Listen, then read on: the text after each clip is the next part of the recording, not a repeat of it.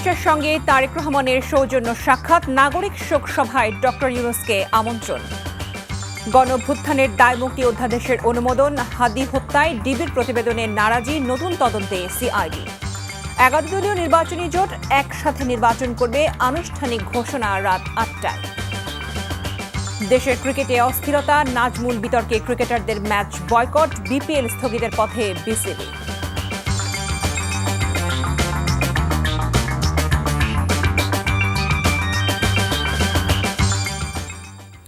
আসসালামু আলাইকুম।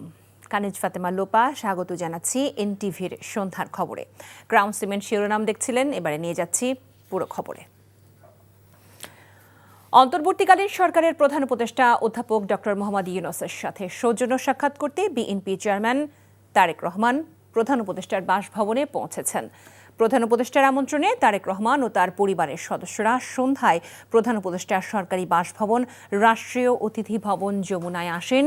একেবারেই ব্যক্তিগত পর্যায়ের এই সাক্ষাতে তারা একসাথে নৈশভোজে অংশ নেবেন। এর আগে গত বছরের 13 জুন প্রধান উপদেষ্টার লন্ডন সফরকালে তার সাথে প্রথম বৈঠক করেন বিএনপির তৎকালীন ভারপ্রাপ্ত চেয়ারম্যান তারেক রহমান। আর গত 25 ডিসেম্বর 17 বছর নির্বাসিত জীবন কাটিয়ে দেশে ফিরলে বিমানবন্দরে তারেক রহমানের সাথে ফোনে কথা বলেন প্রধান উপদেষ্টা। আগামীকাল সাবেক প্রধানমন্ত্রী বেগম খালেদা জিয়ার স্মরণে অনুষ্ঠিত নাগরিক শোক সভায় আমন্ত্রণ জানানোর কথা রয়েছে। যমুনার সামনে আছেন আমাদের স্পেশাল করেসপন্ডেন্ট ইমরুল হাসান, আমরা সরাসরি তার সাথে যুক্ত হচ্ছি। ইমরুল, প্রধান উপদেষ্টার সঙ্গে তারেক রহমানের সাক্ষাতে কি তথ্য আপনার কাছে এই মুহূর্তে আছে জানাবেন আমাদের।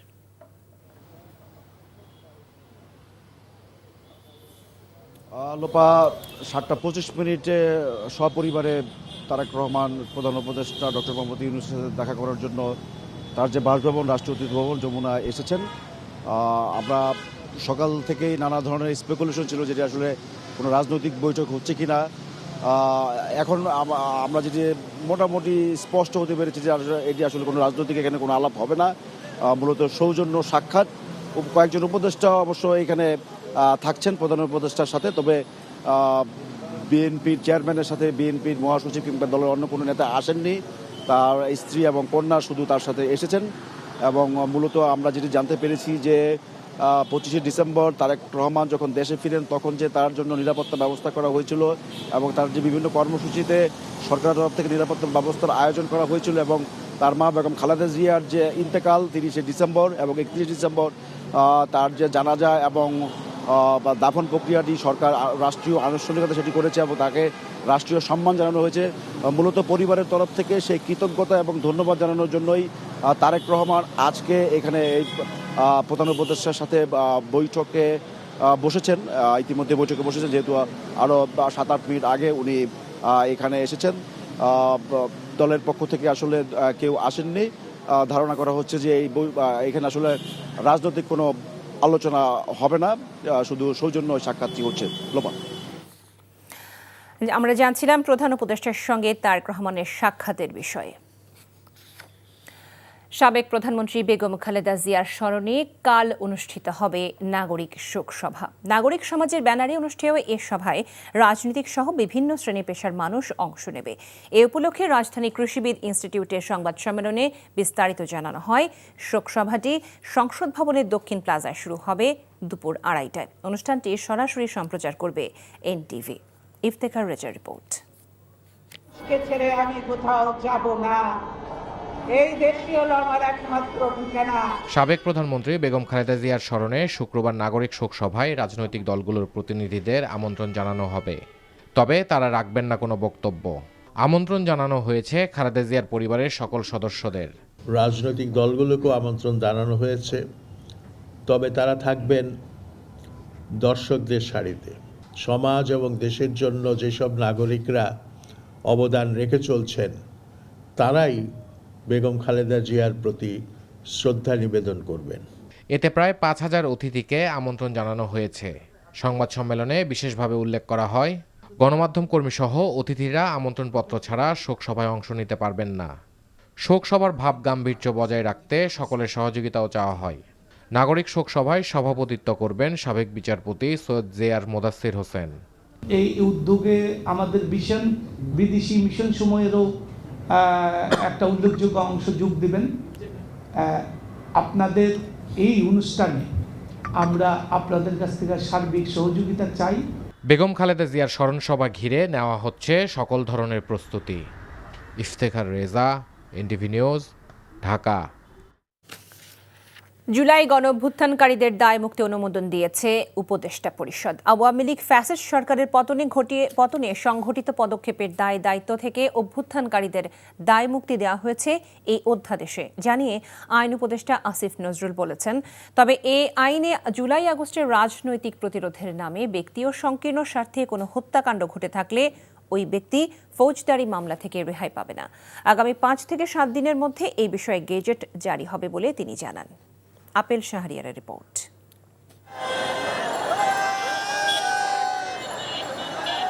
ছাত্র জনতার আন্দোলনে পতন হয় 17 বছরের আওয়ামী লীগের ফ্যাসিবাদী সরকারের শাসনকাল। আন্দোলন দমাতে পুলিশের গুলিতে ঝরেছে শিশু, নারী সহ হাজারো প্রাণ, আহত হয়েছেন অনেকে। এ আন্দোলন করতে গিয়ে আইন নিজের হাতে তুলে নিতে বাধ্য হয়েছেন অভ্যুত্থানকারীদের কেউ কেউ। 5 আগস্ট সরকার পতনের পর থেকেই এ দায় থেকে মুক্তির দাবি জানিয়ে আসছিলেন আন্দোলনে অংশ নেয়া ছাত্র জনতা।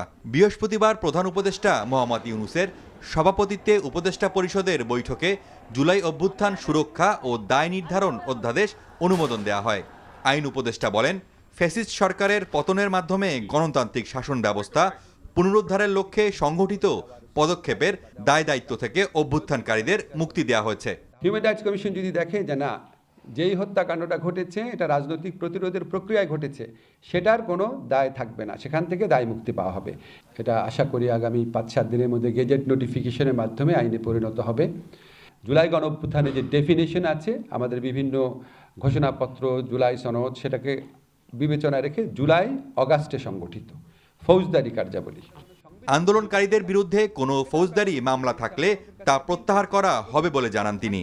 রাজনৈতিক হয়রানিমূলক মামলা যেগুলি ফ্যাসিস্ট সরকারের 15 বছরে করা হয়েছিল, প্রায় 20,000 মামলা অলরেডি উইথড্র হয়েছে। তো আমরা এখন দেখব জুলাই গণঅভ্যুত্থানকারীদের বিরুদ্ধে কোনো ফৌজদারি মামলা হয়েছে কিনা। এটা অবশ্যই আমরা নিজেরাও ইনভেস্টিগেট করব, কিন্তু দেখা যায় যে ব্যক্তিগত সংকীর্ণ স্বার্থে করা হয়েছে, এটার অপরাধমূলক দায়িত্ব থেকে অপরাধী রেহাই পাবে না। রাজধানীর ফরেন সার্ভিস একাডেমিতে সংবাদ সম্মেলনে আইন উপদেষ্টা আসিফ নজরুল এসব তথ্য জানান। Apple Shahriar, NTV news, Dhaka. Internet বন্ধ করে হত্যাযজ্ঞ চালানোর অভিযোগের মামলায় হাসিনা পুত্র সজীব ওয়াজেদ জয় ও জুনায়েদ আহমেদ পলকের বিরুদ্ধে অভিযোগ গঠনের বিষয়ে আদেশ আগামী 21 জানুয়ারি নির্ধারণ করেছে আন্তর্জাতিক অপরাধ ট্রাইব্যুনাল 1। বৃহস্পতিবার সকালে উভয় পক্ষের শুনানি শেষে এই আদেশ দেন ট্রাইব্যুনাল। জয়ের পক্ষের রাষ্ট্রনিযুক্ত আইনজীবী শুনানিতে বলেন, প্রসিকিউশন সজীব ওয়াজেদ জয়ের বিরুদ্ধে কোনো তথ্য প্রমাণ উপস্থাপন করতে পারেনি। পরে তার অব্যাহতি চান আইনজীবী।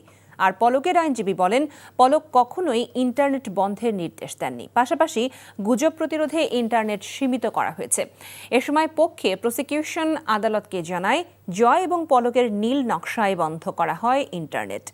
এছাড়া আজ জুলাই অভ্যুত্থানে ফার্মগেটে গোলাম নাফিজ হত্যা মামলায় সাবেক স্বরাষ্ট্রমন্ত্রী আসাদুজ্জামান খান কামাল, ডিএমপি কমিশনার হাবিবুর রহমান সহ 22 জনের বিরুদ্ধে আনুষ্ঠানিক অভিযোগ দাখিল করেছে প্রসিকিউশন। পরে অভিযোগ আমলে নিয়ে গ্রেফতারি পরোয়ানা জারি করে আদালত। আমাদের প্রেয়ার হলো যে চার্জ গঠন হবে এবং প্রসিকিউশন সেটা প্রমাণ করতে পারবে। ওনারা যে কথাই ট্রাইব্যুনালে আজকে বলেছেন, প্রত্যেকটি সাক্ষ্য প্রমাণ দিয়ে প্রমাণ করার বিষয়। অতএব চার্জ গঠন না হলে সাক্ষ্য প্রমাণ উপস্থাপনের সুযোগ হয় না। প্রসিকিউশন বলেছে যে চার্জ গঠন হোক, প্রসিকিউশনের কাছে অকাট্য ডকুমেন্টারি এবং মৌখিক সাক্ষী রয়েছে যা দিয়ে প্রসিকিউশন তাদের দুজনের বিরুদ্ধে আনিত অভিযোগ প্রমাণ করতে সক্ষম। রক্তের অক্ষরে লেখা জুলাই সনদ বাস্তবায়নের আহ্বান জানিয়েছেন প্রধান উপদেষ্টার বিশেষ সহকারী অধ্যাপক আলী রিয়াজ। চট্টগ্রাম জেলা স্টেডিয়ামে গণভোটের প্রচার ও ভোটার উদ্বুদ্ধকরণের উদ্দেশ্যে আয়োজিত ইমাম সম্মেলনে তিনি একথা বলেন। আলী রিয়াজ আরও বলেন, গত 16 বছরে বাংলাদেশের যে রাষ্ট্র ব্যবস্থা একজন ব্যক্তিকেন্দ্রিক হয়ে গিয়েছিল, সংবিধানের দোহাই দিয়ে যিনি একচ্ছত্র ক্ষমতার অধিকারী হয়েছিলেন, সেই সংবিধানের বিভিন্ন ধারা পরিবর্তন সংশোধন করতে হলে গণভোটে অবশ্যই হ্যাঁকে বিজয়ী করতে হবে।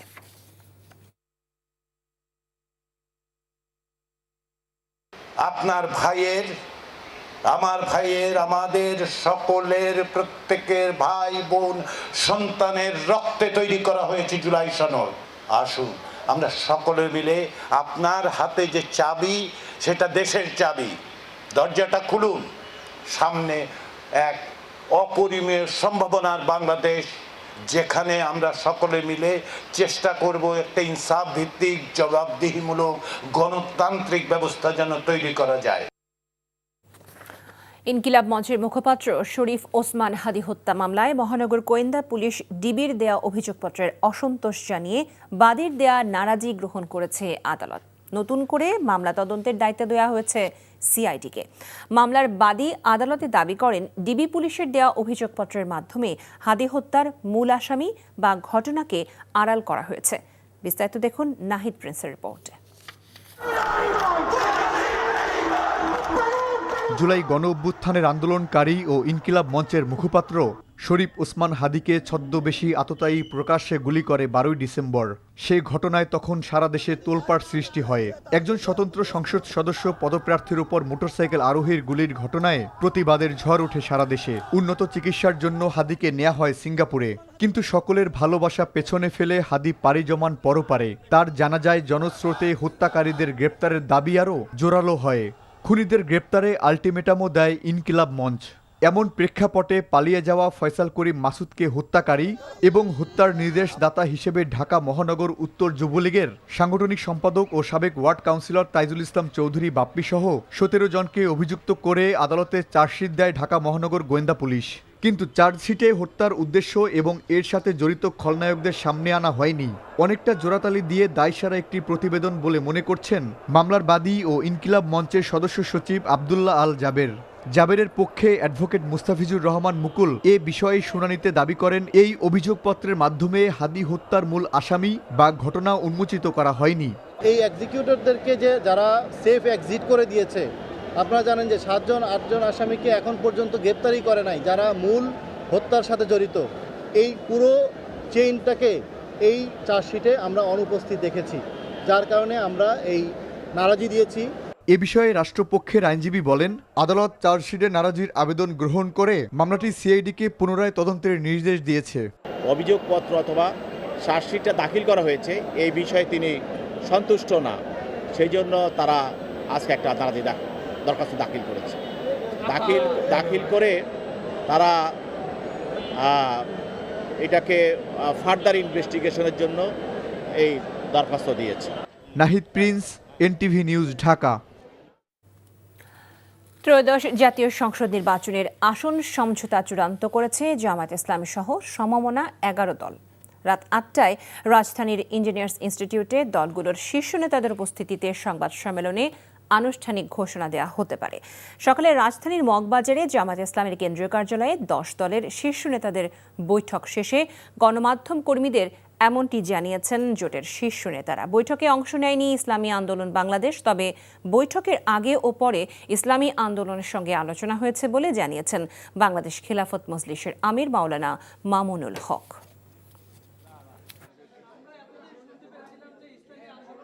প্রথম কথা হচ্ছে, আমরা কোনো ঝামেলার ভিতরে নাই এবং আমাদের ভিতরে যে আলাপ আলোচনা হচ্ছে কিছুটা মত ভিন্নতা হচ্ছে, এটা ঝামেলা বলা যায় না। ইসলামী আন্দোলনের ব্যাপারে আমাদের প্রত্যাশা যে ইনশাল্লাহ আমরা যেভাবে একসাথে শুরু করেছিলাম আমরা একসাথেই সামনের দিকে অগ্রসর হতে পারবো। আমরা এখনও আশাবাদী ইনশাল্লাহ। এজেন্ডাগুলো রয়েছে সংস্কার, দুর্নীতি বিরোধিতা, আধিপত্যবাদ বিরোধিতা। সেই এজেন্ডাগুলোকে সামনে রেখে আমরা একটা ঐক্যবদ্ধ জায়গায় নির্বাচনে অংশগ্রহণ করব এবং সবাইকে সহযোগিতা করে একটা প্রতিদ্বন্দ্বিতামূলক নির্বাচনের মাধ্যমে আমরা গণতন্ত্রে উত্তরণ করব। দর্শক, এই বিষয়ে আরও জানতে আমাদের সাথে সরাসরি যুক্ত হচ্ছেন স্টাফ করেসপন্ডেন্ট নূর হোসেন। নূর, জাতীয় সংসদ নির্বাচনের আসন সমঝোতার জন্য জামায়াত নেতৃত্বাধীন জোটের সাথে অন্যান্য জোটের যে সংবাদ সম্মেলনের যে প্রস্তুতির খবর আমরা জেনেছি, রাত 8টায় শুরু হবার কথা, সেই নিয়ে আপনার কাছে আর কি তথ্য আছে সেটি আমাদেরকে জানাবেন। লোপা আনুষ্ঠানিকভাবে যে ঘোষণা, জামাত সহ সমমনা যে 11টি রাজনৈতিক দল গত বেশ কয়েকদিন ধরে ঐক্যবদ্ধভাবে নির্বাচন করবার জন্য যে প্রচেষ্টা চালিয়েছেন সেটি হয়তো অবসান ঘটছে এবং কিছুক্ষণের মধ্যে হয়তো আমরা আনুষ্ঠানিক যে ঘোষণা সেই ঘোষণাটা পাবো।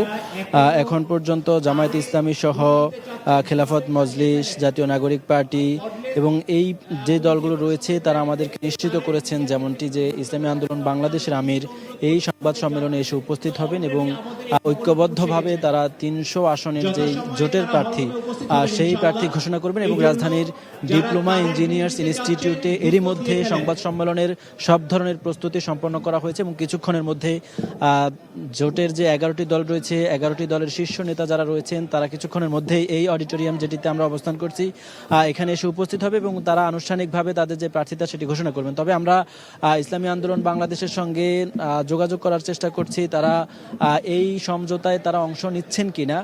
ইসলামী আন্দোলন বাংলাদেশের পক্ষ থেকে এখন পর্যন্ত আমরা আনুষ্ঠানিকভাবে কোনো সাড়া পাইনি। তারা এর আগে আমাদেরকে যেমনটি জানিয়েছেন যে তারা সব পক্ষের সঙ্গে আলোচনা করছেন এবং তারা আশাটা ছাড়ছেন না এইরকমটা আমাদেরকে জানিয়েছেন, তবে তারা নিশ্চিত করেনি যে তারা আসছেন কিনা। তবে জামায়াত ইসলামী সহ অন্যান্য যে রাজনৈতিক দলগুলো রয়েছে যে 10টি দল আজকে সকাল থেকে দুপুর পর্যন্ত বৈঠক করেছে তাদের পক্ষ থেকে নিশ্চিত করা হয়েছে ইসলামী আন্দোলন বাংলাদেশও এই সমঝোতায় অংশ নিচ্ছেন এবং আনুষ্ঠানিকভাবে যে প্রার্থিতা ঘোষণা করা হবে সেখানে হাত পাকার প্রার্থীদের নামও ঘোষণা করা হবে এমনটি আমাদেরকে এই পাশ থেকে জানানো হয়েছে। লোপা, আমরা জানছিলাম জামায়াত নেতৃত্বাধীন জোটের সংবাদ সম্মেলনের প্রস্তুতির খবর। পোস্টাল ব্যালটে ধানের শীষ প্রতীক কাগজের মাঝে থাকা এবং মধ্যপ্রাচ্যের একটি স্থানে অনেক ব্যালট পাঠানো নিয়ে ইসির কাছে জবাব চেয়েছে বিএনপি। অপরদিকে নির্বাচনী কর্মকর্তাদের বিরুদ্ধে পক্ষপাতিত্বের অভিযোগ তুলেছে জামায়াত ইসলামী। এদিন 100টি মনোনয়নের বৈধতা নিয়ে আপিলের নিষ্পত্তি হয়েছে। নিয়ামুল আজিজ সাদেকের রিপোর্টে থাকছে বিস্তারিত। সকাল থেকে জামায়াত বিএনপি সহ 46টি মনোনয়নের বৈধতা দেয় নির্বাচন কমিশন। বিপরীতে 26টি নামঞ্জুর করে এবং 17টি অপেক্ষমান রাখা হয়। চট্টগ্রাম ও কুড়িগ্রামের দ্বৈত নাগরিকত্ব ও মনোনয়ন গ্রহণের বিরুদ্ধে জামায়াত ও বিএনপির প্রার্থীর করা আবেদন নামঞ্জুর করে ইসি। আমার এই সিআইবি রিপোর্টের উপরে আমার স্টে অর্ডার আছে এবং আলহামদুলিল্লাহ আজকে আমাদের চিফ ইলেকশন কমিশনের পক্ষ থেকে আমার ইলেকশনের জন্য আমার বৈধতা আমি ফিরে পেয়েছি। যখন আপনি অ্যাপ্লাই করবেন তারপর আর এটা ফেরত নেওয়ার কোনো সুযোগ নেই, সেই জন্য ওনারা প্লিজড হয়ে বলছেন আপনারা একটা এফিডেভিট দিয়ে দেন, দিয়ে খালি একটুকুন লিখে দেন যে আমরা আর কখনোই এটা প্রত্যাহার করব না। বৃহস্পতিবার সিইসির সঙ্গে সালাহ উদ্দিনের নেতৃত্বে 5 সদস্যের প্রতিনিধি দল বৈঠকে অংশ নেয়। পোস্টাল ব্যালটে প্রতীকের ক্রম ও প্রবাসীদের ভোটাধিকার নিয়ে বিএনপি বঞ্চিত হচ্ছে বলে দাবি করেছেন বিএনপির স্থায়ী কমিটির এই সদস্য। এবং এখন যে সমস্ত পোস্টাল ব্যালটগুলো আপনারা দেখছেন বিভিন্নভাবে সোশ্যাল মিডিয়াতে ভিডিও আকার আসছে, এক একটা বাসায় 200-300 করে ব্যালট পাওয়া যাচ্ছে। যে ভুলভ্রান্তিটা হচ্ছে এখানে আমরা ভিকটিমাইজড, আমরা ক্ষতিগ্রস্ত হচ্ছি। এদিন জামায়াতের সহকারী সেক্রেটারি জেনারেল হামিদুর রহমান আজাদের নেতৃত্বে একটি প্রতিনিধি দলও সিইসির সঙ্গে বৈঠক শেষে কথা বলেন। নির্বাচনী কর্মকর্তাদের পক্ষপাতিত্বের অভিযোগ করে তিনি বলেন, পোস্টাল ব্যালট নিয়ে জামায়াতের বিরুদ্ধে অপপ্রচার হচ্ছে।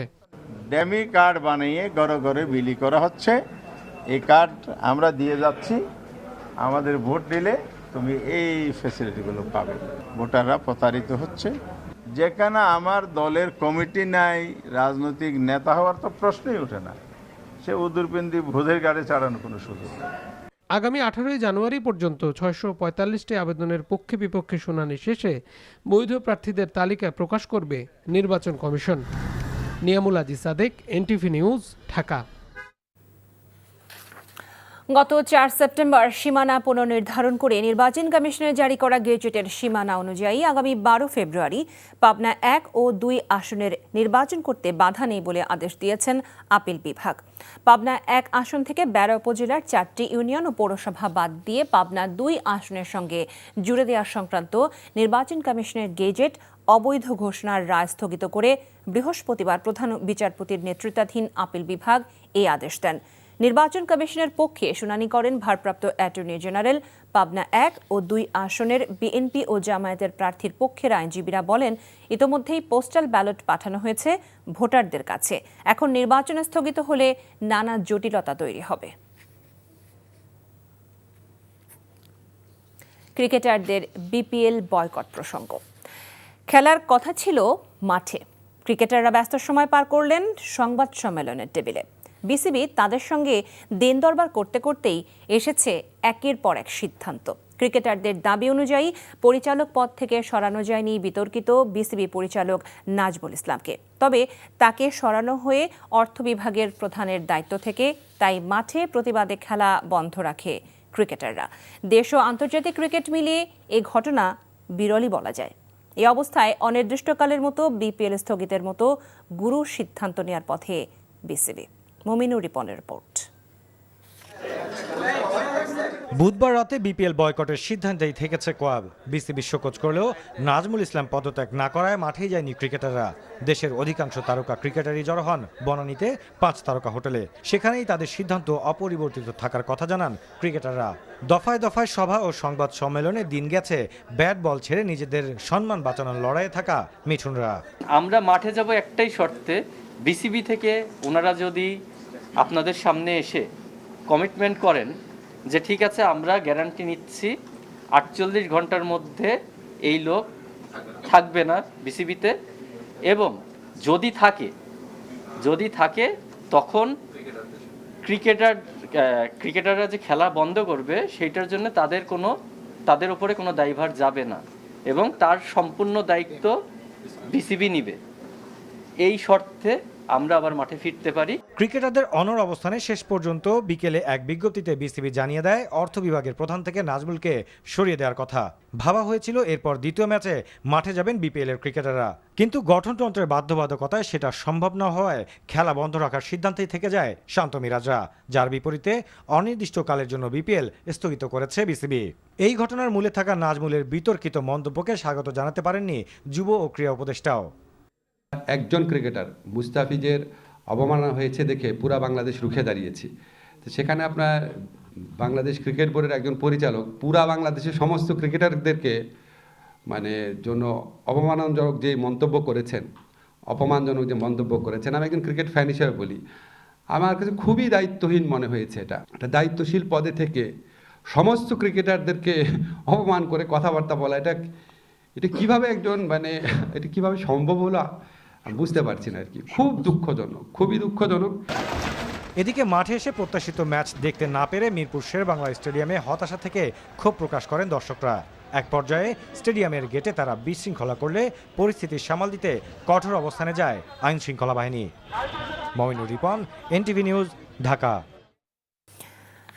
7 কলেজের জন্য প্রস্তাবিত ঢাকা সেন্ট্রাল ইউনিভার্সিটির অধ্যাদেশ জারির দাবিতে আজও অবরোধ কর্মসূচি পালন করেছেন 7 কলেজের শিক্ষার্থীরা। 3 দিনের আলটিমেটাম দিয়ে 4 ঘন্টা পর আন্দোলন স্থগিত করেন শিক্ষার্থীরা।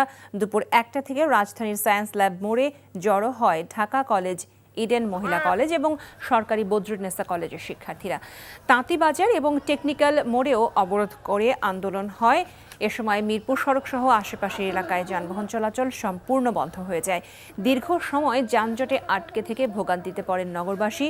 দাবি না মানলে সোমবার থেকে লাগাতার কর্মসূচির ঘোষণা দেওয়া হবে জানিয়ে দ্রুততম সময়ের মধ্যে সরকারকে দাবি মেনে নেওয়ার আহ্বান জানানো হয় শিক্ষার্থীদের পক্ষ থেকে।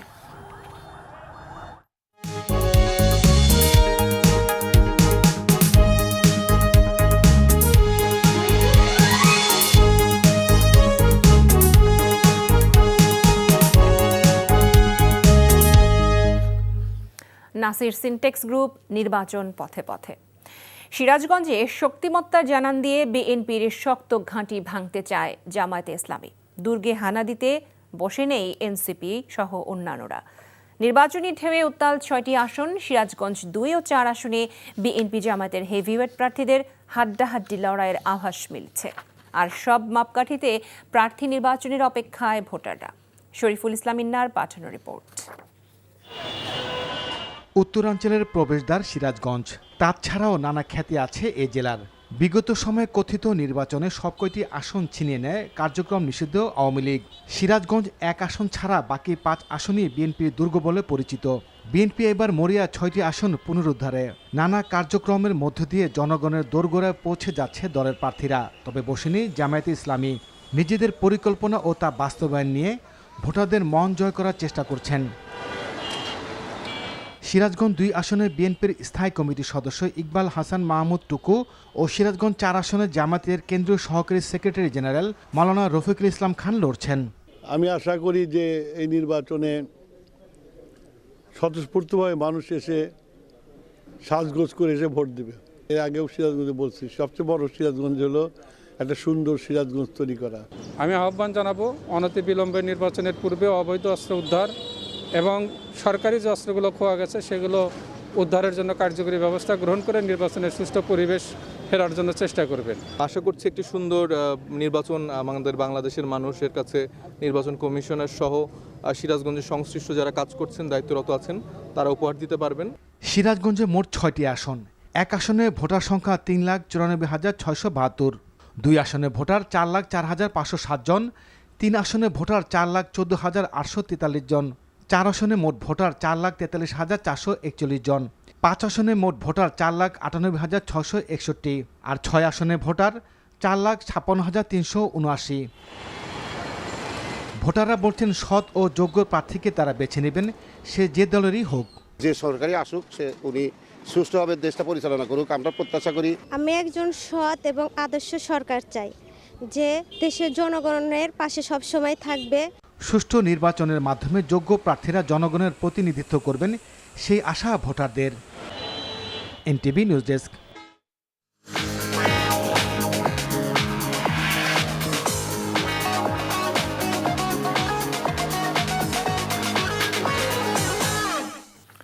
মার্কেন্টাইল ব্যাংক অর্থনীতির খবর। চলতি মাসের প্রথম 14 দিনে দেশের রেমিটেন্স এসেছে 170 কোটি 30 লাখ বা 1.70 বিলিয়ন মার্কিন ডলার। এই হিসেবে প্রতিদিন গড়ে দেশে এসেছে 12 কোটি 16 লাখ ডলার রেমিটেন্স। এমন তথ্য জানিয়েছে বাংলাদেশ ব্যাংক। সংস্থাটির পক্ষ থেকে বলা হয়েছে, গত বছরের একই সময়ে রেমিটেন্স এসেছিল 100 কোটি 40 লাখ ডলার, অর্থাৎ বছর ব্যবধানে রেমিটেন্স প্রবাহ বেড়েছে 30 লাখ ডলারের বেশি। আর 14 জানুয়ারি একদিনে প্রবাসীরা দেশে 11 কোটি 30 লাখ ডলার পাঠিয়েছে জানিয়ে কেন্দ্রীয় ব্যাংক জানিয়েছে, চলতি অর্থ বছরের জুলাই থেকে 14 জানুয়ারি পর্যন্ত দেশে এসেছে 1,796 কোটি 90 লাখ ডলার রেমিটেন্স। বছর ব্যবধানে যা বেড়েছে 21.60%।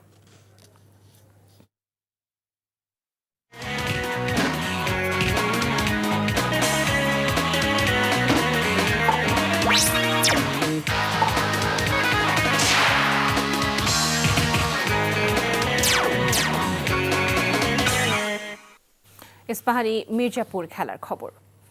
আমিনুল ইসলাম বুলবুল একা। ক্রিকেটাররা যখন বয়কটের সিদ্ধান্তে অনড়, তখন মাঠের মধ্যে একা হেঁটে বেরিয়েছেন বিসিবি সভাপতি। তার নাজুক অবস্থা দেখে সামাজিক মাধ্যমে আলোচনাও হচ্ছে খুব। কিন্তু বিসিবির সাবেক পরিচালক সিরাজউদ্দিন মোহাম্মদ আলমগীর বলছেন, এদিনের জন্য বর্তমান বোর্ডের অদক্ষতাই দায়ী। বিতর্কিত নির্বাচন তৈরি হওয়ার কারণেই বিসিবিতে এমন পরিচালকের সংখ্যা কম যারা এই পরিস্থিতি সামাল দিতে পারবেন। রিপোর্ট বর্ষণ কবিরের। এই ছবিকে অনেকভাবেই বর্ণনা করা যায়। একা অধিনায়ক বা বিসিবির সভাপতি হিসেবে অন্য পরিচালকদের পাশেই পাননি যেন আমিনুল ইসলাম বুলবুল। সময় বিবেচনায় তখন মিরাজ শান্তরা হোটেলে তখন থাকায় দিনের প্রথম ম্যাচ যে হচ্ছে না, ততক্ষণে সেটি স্পষ্ট। পরিচালকদের ছাড়া যেন বুলবুল একা হাঁটছেন এই 22 গজে। এমন ছবিতে নিদারুণ বিউগুলের সুর বাজার কথা।